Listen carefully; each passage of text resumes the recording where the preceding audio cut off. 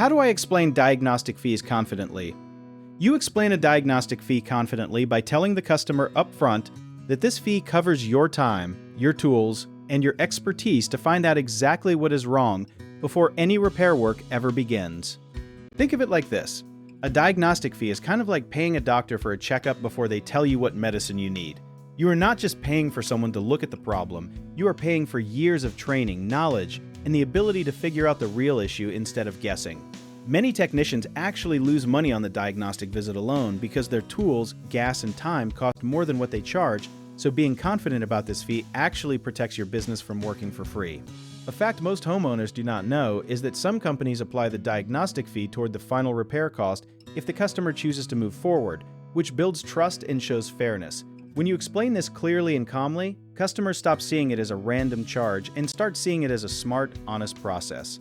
Saying something simple like, "This fee lets me find the exact problem, so we do not waste your money guessing," works really well. One common mistake is being too vague about what the fee covers, so always be specific and mention that it includes your expertise and equipment, not just a visit. Another mistake is apologizing for the fee, which makes customers question its value, so instead speak with calm confidence like it is simply part of doing quality work. A lot of people also assume every company applies the fee toward repairs, so clearly stating your policy either way, before work begins, avoids confusion and builds trust instantly. If you need help with a project, search for trusted, affordable local contractors at www.bighomeprojects.com. You can also download our app called Job Bid Dear, where homeowners and property owners can list jobs and have home service experts and contractors reach out, message you back, and offer their estimates.